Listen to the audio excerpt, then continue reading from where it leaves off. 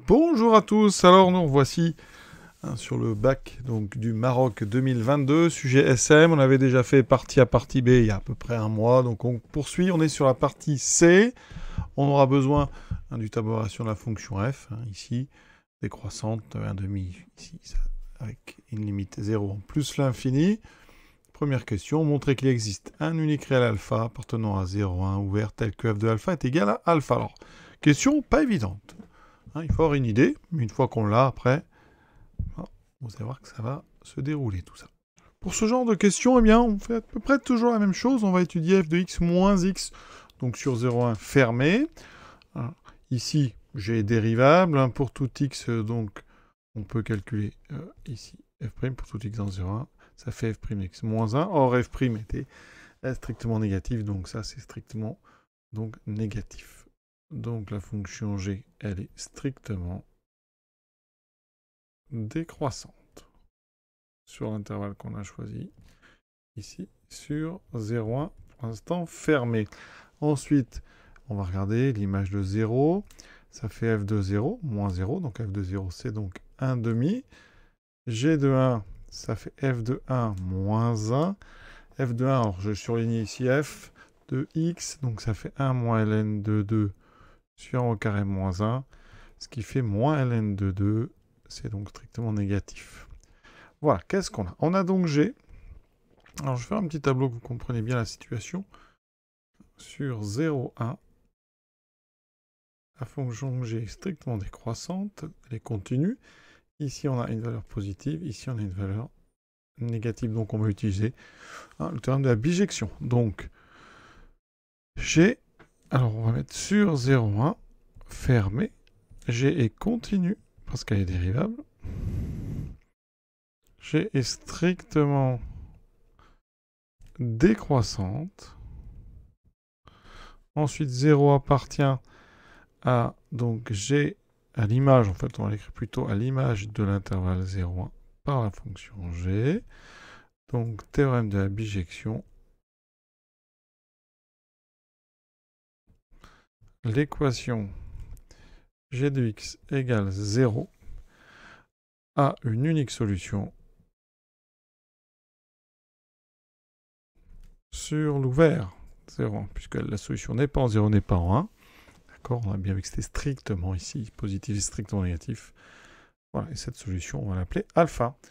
Donc, ça veut dire que f de x égale x a une unique solution.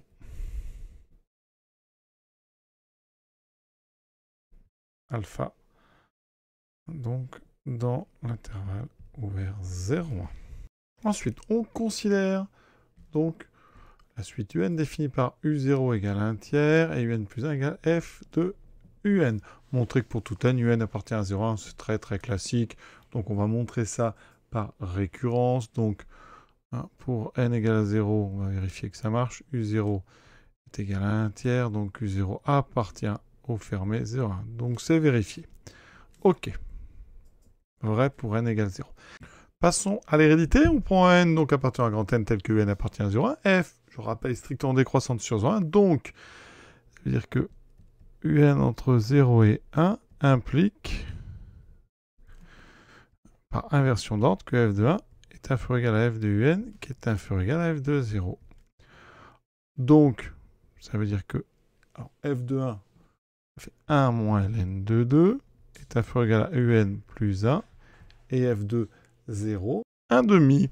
Voilà, et donc, on a bien, eh bien, un plus 1 qui est entre 0 et 1. Donc, un plus 1 appartient à 0. Ça veut dire qu'on a bien un appartient à 0,1 qui implique un plus 1 appartient à 0,1. Ça veut dire que l'hérédité est vérifiée. Et donc, par récurrence, la propriété est vraie pour tout n. Question suivante. Là, une question un petit peu difficile. Il faut bien se rappeler ce qu'on a fait avant. Ici, on va utiliser ce qu'on appelle une égalité des accroissements finis. Donc, on a bien une égalité. Ici, à 1 tiers, eh bien, il va falloir majorer la valeur absolue de f'. Pour ça, on se rappelle que f' c'est moins g sur x cube et qu'on a démontré que, eh bien, sur 0 plus l'infini, g de x est entre 0 et x cube sur 3. Donc, hein, on sait que pour tout x appartenant à 0, 1, g de x, c'est entre 0 et x3 sur 3. Or, je rappelle que pour tout x donc appartenant à l'intervalle qui m'intéresse ici, eh bien on a f', c'est g de x moins g de x sur x3. Donc en valeur absolue, ici, c'est g de x sur x3. Donc, eh bien ici, regardez, on va pouvoir eh bien, utiliser ça pour encadrer f'. Alors ici, il va falloir diviser par x cube pour faire apparaître g de x sur x cube. Donc ça veut dire que pour tout x, là il faut faire très attention, il faut enlever 0. Alors, vous allez voir que pour les conditions de l'IF, c'est pas gênant du tout. On a donc g de x sur x3 qui est inférieur à 1 tiers. On a sur 1 tiers ici 1 donc. Ça veut dire que pour tout x appartenant à 0, 1, 0 exclu, f' de x en valeur absolue est inférieur à 1 tiers. Et maintenant, on va appliquer donc l'égalité des accroissements finis liés à f. Donc, qu'est-ce qu'il faut pour appliquer cette inégalité? Il faut déjà se placer sur le fermé. Sur 0,1, la fonction f, elle est continue. Ensuite, sur l'ouvert, f est dérivable.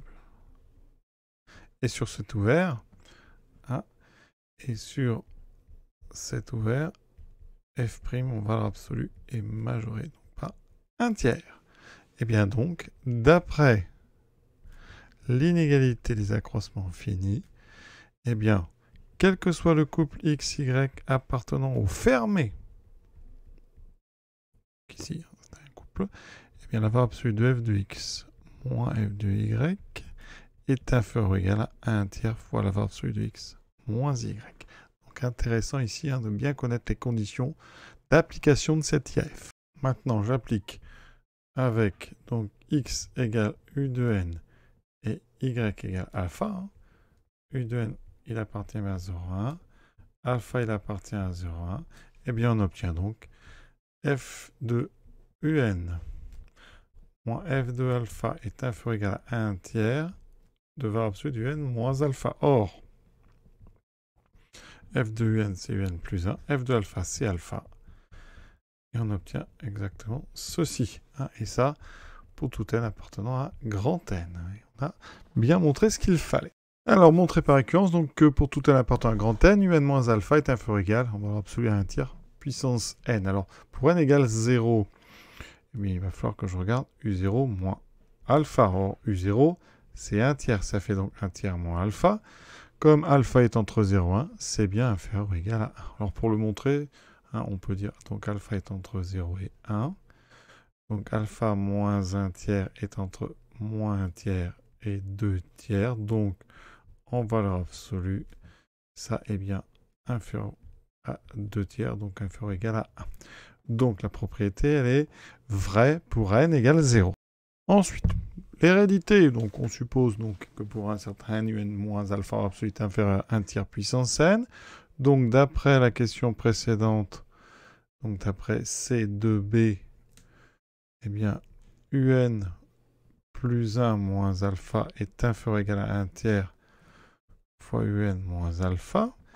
Donc inférieur à 1 tiers fois 1 tiers puissance n, c'est-à-dire 1 tiers puissance n plus 1. Donc la propriété est vraie au rang suivant, hérédité. Vérifiez, on fait une jolie conclusion. Et donc on a montré cette propriété. Maintenant, on déduire que la suite un converge vers alpha. Donc ici, eh bien, 1 tiers est en valeur absolue strictement plus petit que 1. Donc la limite de 1 tiers puissance n est égale à 0, en plus l'infini. Donc la limite de un moins alpha quand n tiers plus l'infini est égale à 0. Et donc, ça veut dire que la limite de un est égale à alpha. Et on a donc un qui converge bien vers alpha.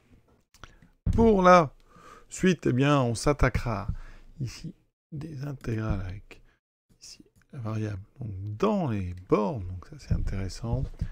Donc dérivabilité, dérivée, intégration par partie, calcul d'aire d'un domaine. Voilà. Et ensuite, en grand E, on verra des sommes. Voilà. À très bientôt.